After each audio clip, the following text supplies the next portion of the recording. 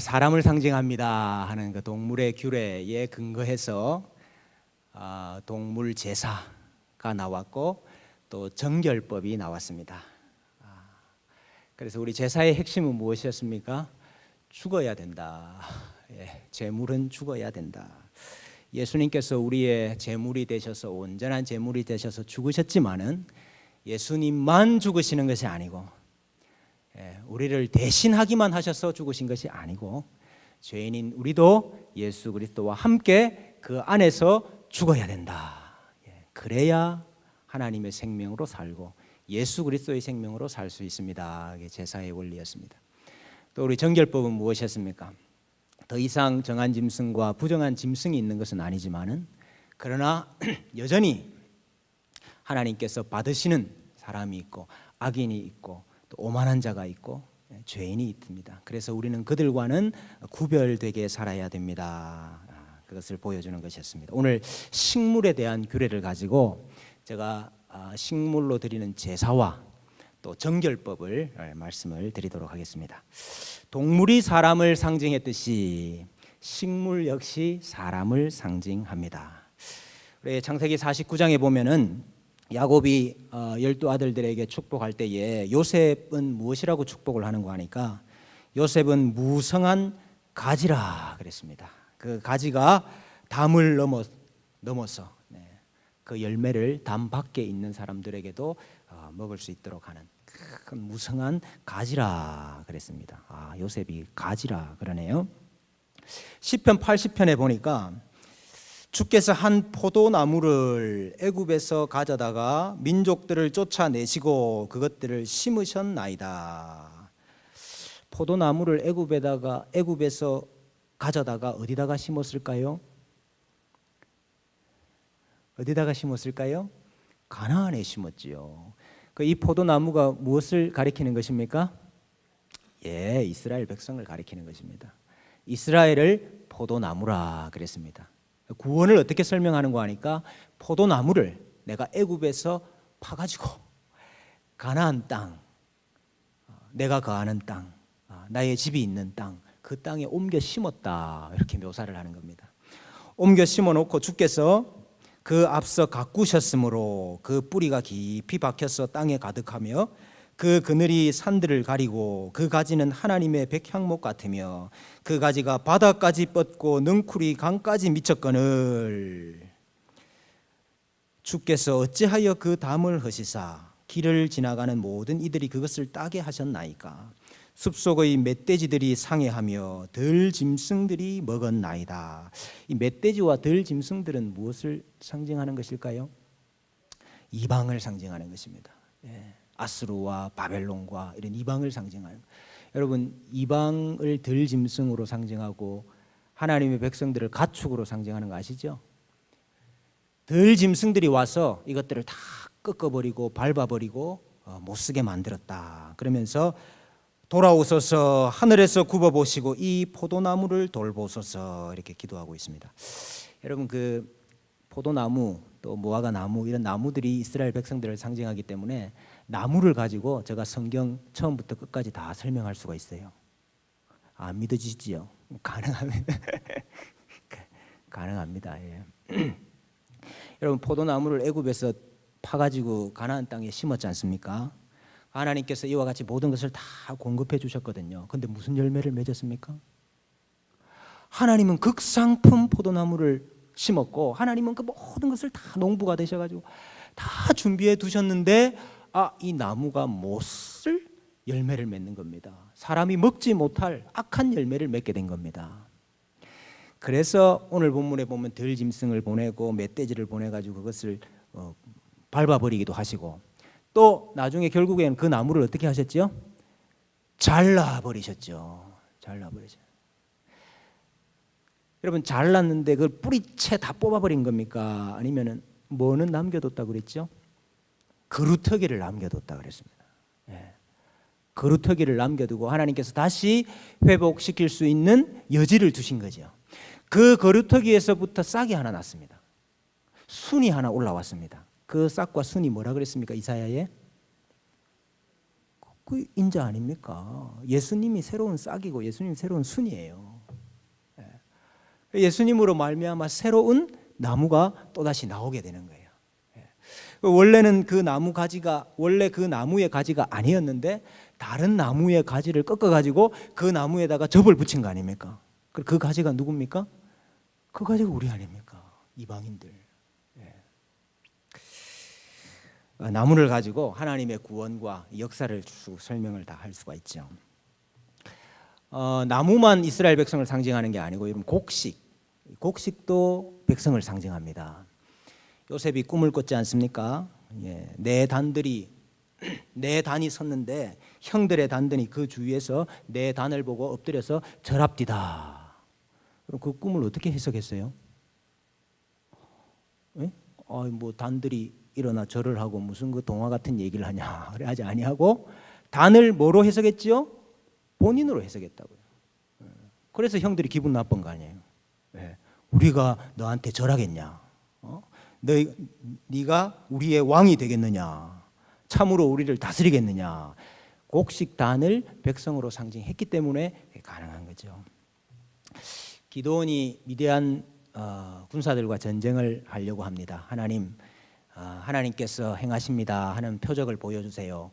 그리고 이제 미디안 진영에 들어갔더니 그 미디안 진영의 군사들이 하는 이야기가 내가 어젯밤에 꿈을 꿨는데 보리떡 한 덩이가 우리 미디안 진영으로 굴러 들어오더니 그 떡이 우리 진영을 완전히 다 망가버렸어. 그 이야기를 기드온이 듣게 되죠. 기드온이 그 이야기를 듣고 떡이 어디 있나 찾았습니까? 그 보리떡 뭐로 해석했지요? 이스라엘 백성으로 해석을 했죠. 하나님께서 우리를 통해서 미디안을 치시려고 하시는구나. 보리떡이 이스라엘 백성을 상징을 했습니다. 시편 90편 5절에서 6절 보니까 그들은 잠깐 자는 것 같으며 아침에 돋는 뭐 같다 그랬습니까? 풀 같다 그랬습니다. 풀을 인생으로 백성으로 비유를 하고 풀은 아침에 꽃이 피어 자라다가 저녁에는 시들어 마릅니다. 그렇게 고백을 하고 있습니다. 예레미야 23장 28절 말씀은 참 역사와 전통이 깊은 말씀입니다. 제가 고등학교 때 저 책상 뒤편에 칠판을 하나 딱 뒀는데 칠판에 이렇게 문제도 풀고 뭐도 적어놓고 이러는데요. 그 칠판 제일 위에 적혀 있었던 구절이 예레미야 23장 28절이에요. 꿈을 꾼 선지자는 꿈을 말할 것이요 내 말을 받은 자는 성실함으로 내 말을 말할 것이라. 겨가 어찌 알곡과 같겠느냐. 옛날 번역에는 겨가 어찌 밀과 같겠느냐 이렇게 했는데 그럼 겨가 뭐죠? 거짓 선지자들을 말하는 겁니다. 자기가 꿈꿔놓고 내가 하나님께 받았다. 이거 하나님의 말씀이다. 이렇게 말하는 거짓 선지자들을 겨라 말했고 알곡은요? 밀은요?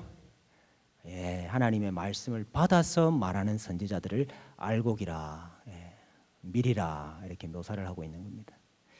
겨가 어찌 알곡과 같겠느냐. 이게 저 고등학교 때 모토였는데 내 말 하지 말고 내 꿈꾼 거 말하지 말고 하나님께 받아서 말하는 선지자가 돼야 된다.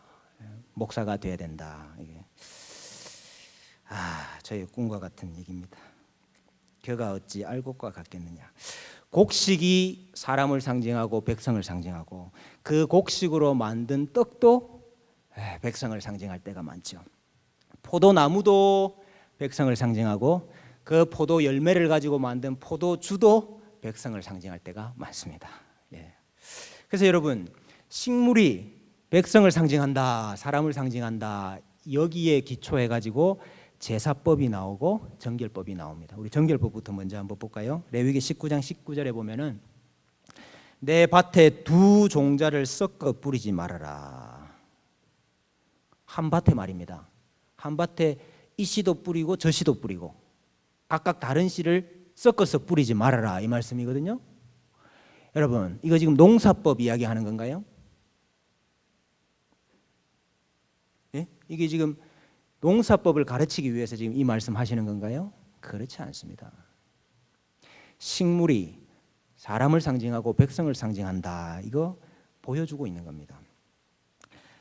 여러분 저기 소와 나귀를 한 겨리에 메고 농사 짓지 말아라 그랬잖아요. 똑같은 교훈이에요. 명령이에요. 이스라엘 백성들이 가나안의 족속들과 애굽의 족속들과는 함께 할 수가 없다. 구별돼야 된다. 나누어져야 된다. 그것이 한 밭에 같이 살 수가 없다. 그래서 가나안 땅에 들어가거들랑 가나안 족속들 다 뭐라 그랬죠? 쫓아내라 그래. 두 종자가 같이 한 밭에 뿌려질 수가 없기 때문에 그런 겁니다. 그걸 보여주는 거예요. 너희가 하나님의 백성으로서의 성결과 정결함과 거룩을 지켜야 된다. 이 법을 지금 이렇게 보여주는 겁니다. 우리 예수님께서 요걸 기초로 해가지고 비유 얼마나 많이 하셨는데요. 마태복음 13장에 보면은요, 예수께서 그들 앞에 또 비유를 들어 이르시되 천국은 좋은 씨를 제 밭에 뿌린 사람과 같으니 사람들이 잘 때에 그 원수가 와서 곡식 가운데 뭐를 덧뿌리고 갔습니까? 가라지를 덧뿌리고 갔어요. 그래서 종들이 보니까 분명히 좋은 씨를 뿌렸는데 거기 가라지들이 자라나고 있는 거예요. 그래서 주인에게 우리가 저 가라지들 다 뽑을까요? 그러니까 뽑지 마라. 뽑다가 알곡 다친다. 그래서 마지막 추수 때까지 가라지도 자라고 알곡도 자라고 같이 자라도록 놔뒀다가 마지막에는 알곡은 다 묶어서 곳간에 드리고 가라지는 다 묶어서 불에 던지리라. 이 비유하셨잖아요. 거기 여러분 좋은 씨를 뿌리는 사람을 누구라 그랬습니까? 인자라 그랬습니다. 예수님께서 좋은 씨를 뿌리는 자고 그 좋은 씨는 누구들이라 그랬죠? 천국의 아들들이라 그랬습니다. 좋은 씨가 천국의 아들들이고 가라지는요? 가라지는 악한 자의 아들들이고 가라지를 뿌린 원수는 누굽니까? 마귀라 그랬어요. 알곡이면은 가라지의 일에 동참할 수가 없죠. 그럼에도 불구하고 세상 마지막까지 하나님의 추순날 심판의 날이 되기까지 알곡과 가라지가 함께 자라요. 알곡과 가라지가 함께 자라기 때문에 이 하나님이 하신 일이 아니고 하나님은 좋은 씨만 뿌렸는데 이 마귀가 원수가 와가지고 가라지를 뿌리는.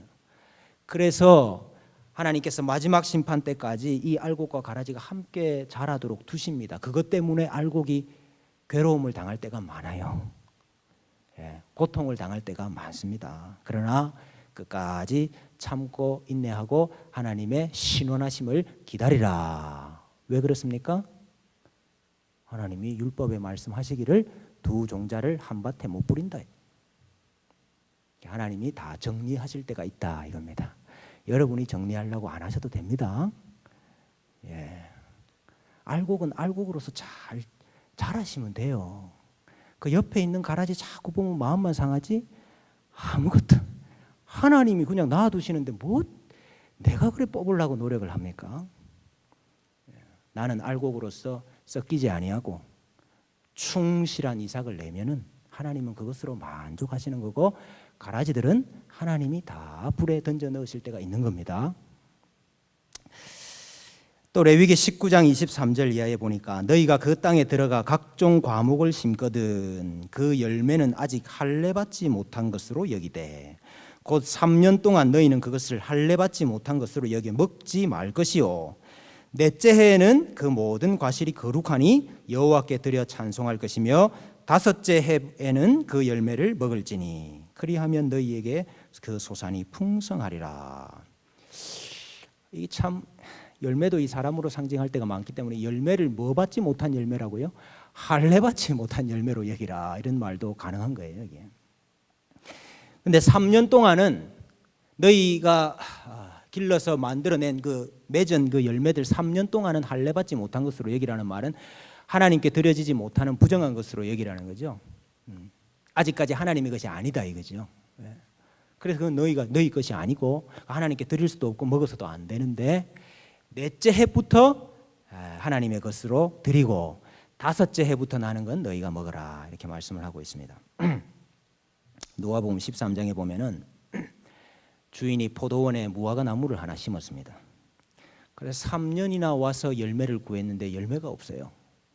그래서 주인이 종에게 야, 언제까지 땅만 버리겠느냐, 저 나무 찍어내 버리라 그랬더니 그 종이 뭐라 그럽니까? 금년에도 그대로 두소서.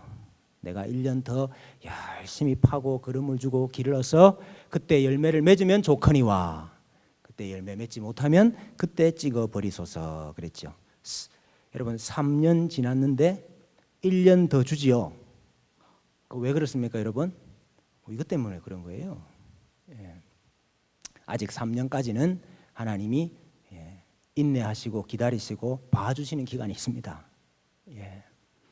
아직 할례 받지 못한 것으로 여겨서 놔두시는 경우가 있어요. 그러나 4년째는 열매를 맺어야 됩니다. 여러분 예수 믿은 지 몇 년 되셨어요? 뭐 이게 꼭 그 연수를 말하는 건 아닙니다만은 하나님께서 우리에게 열매 맺기를 원하시지요. 로마서 6장 21절 이하에 보니까 너희가 그때에 무슨 열매를 맺었느냐, 이제는 너희가 그 일을 부끄러워하나니 이는 그 마지막이 사망임이라. 그러나 이제는 너희가 죄로부터 해방되고 하나님께 종이 되어 거룩함에 이르는 열매를 맺었으니 그 마지막은 영생이라. 죄의 삭은 사망이요 하나님의 은사는 그리스도 예수 우리 주 안에 있는 영생이니라 그랬습니다. 로마서 7장 4절에는요, 내 형제들아 너희도 그리스도의 몸으로 말미암아 율법에 대하여 죽임을 당하였으니 이는 다르니 곧 죽은 자 가운데서 살아나신 이에게로 가서 우리가 하나님을 위하여 열매를 맺게 하려 함이라. 갈라디아서 5장 22절 오직 성령의 열매는 사랑과 희락과 화평과 오래 참음과 자비와 양성과 충성과 온유와 절제니 이런 것을 금지할 법이 없다 그러셨습니다. 에베소서 5장 8절 이하에 너희가 전에는 어두움이더니 이제는 주 안에서 빛이라. 빛의 자녀들처럼 행하라. 빛의 무엇은요? 빛의 열매는 모든 착함과 의로움과 진실함에 있느니라. 너희는 열매 없는 어두움의 일에 참여하지 말고 도리어 책망하라 그랬습니다. 하나님께서 우리에게 많은 열매를 맺기를 원하시는구나. 정결법을 통해서, 구약의 정결법을 통해서 우리에게 보여주시는 바가 뭐지요? 가라지와 같이 섞여서는 안 되고 구별되어 살아야 되고, 하나님께서 너희를 좋은 땅에 심으셨으니까, 하나님께서 너희를 잘 길러주시니까 너희가 많은 열매를 맺어야 된다 그거죠. 그 여러분, 아이고야 우리가 이거 어떻게 열매를 다 맺나? 아이고야 이 많은 열매를 우리가 어떻게 다 맺어드리나? 여러분 이렇게 생각하면 맞습니까? 틀립니까? 여러분이 열매 맺어요? 예? 요한복음 15장 4절에서 5절 내 안에 거하라 나도 너희 안에 거하리라. 가지가 포도나무에 붙어있지 아니하면 스스로 열매를 맺을 수 없음같이 너희도 내 안에 있지 아니하면 그러하리라. 나는 포도나무요 너희는 가지라. 그가 내 안에 내가 그 안에 거하면 사람이 열매를 많이 맺나니 나를 떠나서는 너희가 아무것도 할 수 없음이니라. 우리가 많이 맺어야 되는 겁니까? 여러분, 가지가 스스로 땅을 파고 가지가 스스로 거름을 주고 가지가 스스로 물을 주고 가지가 스스로 가지치기를 하려고 하고 그러니까 열매가 없는 거예요. 가지는 뭐만 하면 됩니까? 참 포도나무 대신 예수님께 붙어 있기만 하면 되는 겁니다. 예수님께 꼭 붙어 있으셔서 많은 열매를 맺는 우리 주님의 교회 나무들 되시기를 바랍니다. 우리 식물법에 근거해서 제사법이 나와요. 여러분, 식물과 관련해서 드리는 제사가 뭐가 있습니까? 우리 대부분은 다 동물을 드리고 피를 드려야 되죠. 그러나 식물을 가지고 제사하는 게 하나 있습니다. 그게 소제입니다. 소제. 오늘 우리가 이 소제에 대해서 읽었는데요. 소제라는 것은 곡식을 고운 가루나 혹은 떡으로 만들어 가지고 하나님께 태워서 드리는 이 제사를 소제라 그렇게 말을 합니다. 근데 여러분 곡식단을 배 가지고 곡식을 통째로 제단에 갖고 와 가지고 불 태우는 게 아니에요. 그 곡식 어떻게 해서 제사를 해야 됩니까? 그렇지, 고운 가루로 만들어야 됩니다. 여러분 오늘 우리 읽었던 레위기 2장 1절 여기 보니까 뭐라고 이야기하고 있지요? 누구든지 소제의 예물을 여호와께 드리려거든 고운 가루로 예물을 삼아 그 위에 기름을 붓고 유황을 넣고 제사장에게 가져가고 제사장이 고운 가루 한 움큼과 기름과 유황을 가져다가 제단 앞에서 태우라. 그러면 내가 향기롭게 받겠다. 그렇게 말씀하고 있습니다. 여러분 곡식단을 그대로 가지고 오는 게 아니고 곡식을 깨뜨려서 가루로 만드는 거, 이건 뭘 상징할까요? 네? 예, 이거 동물로 말하면 각을 뜨는 겁니다. 예, 이 동물로 말하면 각을 뜨는 거예요. 마디마디를 다 자르는 거예요. 이게 죽음을 상징하는 거죠. 죄인은 죽어야 된다. 곡식이 사람을 상징하기 때문에 가능한 겁니다. 이거. 예. 떡을 만들어 가지고 드릴 수도 있어요. 그러면 곡식으로 떡을 다 만들어 가지고 그 떡을 통째로 불태웁니까? 6절 한번 보세요. 6절. 그 떡을 어떻게 합니까? 조각으로 나누고. 예. 여러분 떡을 드릴 때도 그걸 조각으로 다 나눠 가지고 드려요. 뭐 상징하는 겁니까? 죽는 거예요. 각을 뜨고 죽는 겁니다. 죄인이 이와 같이 죽어야 된다. 이것을 역시 소제도 똑같이 우리에게 보여주고 있습니다.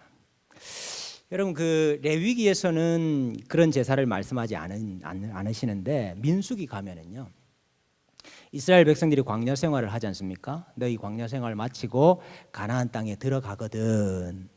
가나안 땅에서는 너희 모든 재물에 포도주를 더해야 된다. 예. 제사 드릴 때 여러분 소제로, 예를 들어 소제로 제사를 드리잖아요. 떡을 조각을 내고 고운 가루로 빻아가지고 불태워서 드리는 그 소제에도 반드시 포도주를 부어라고 되어 있어요. 이 포도주를 붓는 것을 전제라고 합니다. 전제. 포도주가 하나님께서 주시는 안식을 상징하기 때문에 그런 것이기도 하고, 또 하나님께서 어쨌든 소제와 혹은 다른 제사와 전제가 같이 가야 된다. 이것을 말씀을 하셨어요. 여러분 예수 그리스도께서 떡이 되신 거 아시죠? 네? 예수 그리스도께서 포도주가 되신 거 아시죠? 네. 예수님이 자신의 몸을 희생 제물로 하나님께 온전한 제사로 바쳐 드리는데 그 자신의 몸이 떡이었어요. 또 피가 포도주였습니다. 예. 그래서 그것을 십자가에서 찢으시고 그것을 십자가에서 흘려내시는데 그걸 받아가지고 너희 먹으라. 먹으라는 거예요. 예수님께서 소제도 되시고 예수님께서 전제도 되시는데 너희가 그 제사에 참여되는 사람이 되어야 된다. 참여하는 사람이 되어야 된다. 그것을 예수님께서 말씀을 하시고 계십니다. 그래서 예수 그리스도의 떡을 먹음으로 예수 그리스도의 몸에 참여를 하고 포도주를 마심으로 예수 그리스도의 피에 참여하여서 예수 그리스도와 함께 죽고 예수 그리스도와 함께 다시 살아야 하나님께서 받으시는 백성 된다. 이것을 예수님께서 우리에게 보여주신 거 아니겠습니까? 우리 식물법, 이 소제를 통해서, 전제를 통해서 우리에게 보여주시는 것이 뭡니까? 구약의 율법이 우리에게 보여주시는 게 뭐예요? 소제가 되시고 전제가 되시는 예수 그리스도와 너희는 연합되어야 된다. 그리고 너희가 온전한 산 제물로 하나님께 드려져야 된다. 너희 자체가 아니고 너희가 예수 그리스도 안에서, 예수 그리스도 안에서 너희가 하나님께서 받으시는 제물로 드려져야 된다. 그것을 우리에게 말씀하시고 계십니다. 마태복음 26장에 예수께서 떡을 가지사 축복하시고 떼어 제자들에게 주시며 이르시되 받아 먹으라 이것은 내 몸이니라 하시고 또 잔을 가지사 감사기도 하시고 그들에게 주시며 이르시되 이것을 다 마시라. 이것은 죄 사함을 얻게 하려고 많은 사람을 위하여 흘리는 바 나의 피 곧 언약의 피니라 그랬습니다. 여러분, 구약의 모든 율법이, 구약의 모든 제사가, 구약의 모든 정결법이 보여주는 게 뭡니까 도대체?